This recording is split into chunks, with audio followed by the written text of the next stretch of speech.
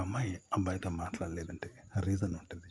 ఒక అమ్మాయి అబ్బాయిని తిరస్కరిస్తుందంటే అందుకు రీజన్ ఉంటుంది. అమ్మాయిలు చెడ్డవాళ్ళు కాదురా! అమ్మాయిలు చాలా మంచివాళ్ళు.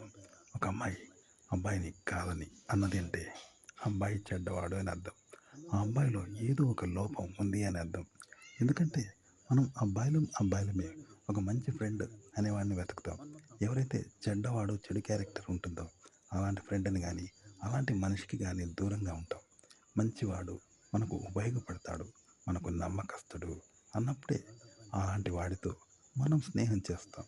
అలాంటి వాడినే మనం ఒక జీవితకాలం స్నేహితుడిగా కోరుకుంటాం. అలాంటప్పుడు ఒక అమ్మాయి నచ్చని అబ్బాయిని, లేదా చెడు క్యారెక్టర్ ఉన్న అబ్బాయిని, లేదా తనకు ఉపయోగపడని అబ్బాయిని, లేదా స్వార్థపరుడిని, ద్రోహిని, లేదా త్యాగం లేని వాడిని, మంచితనం లేని వాడిని ఎలా ఇష్టపడుతుంది చెప్పు? ఎందుకంటే స్నేహం అనేది అబ్బాయితో అమ్మాయి చేస్తున్నప్పుడు ఓ జీవిత భాగస్వామిలా భావిస్తుంది. ఏ అమ్మాయి అయినా, అబ్బాయి అయినా తనకు కాబోయే భాగస్వామి మంచివాడు కావాలని కోరుకుంటారు.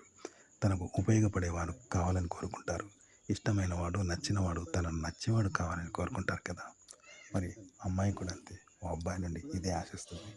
ఇది తెలియక చాలామంది అబ్బాయిలు ఈ అమ్మాయి నాతో ఎందుకు మాట్లాడదు? నాతో అమ్మాయిలు మాట్లాడరు అని మదన పడుతూ ఉంటారు.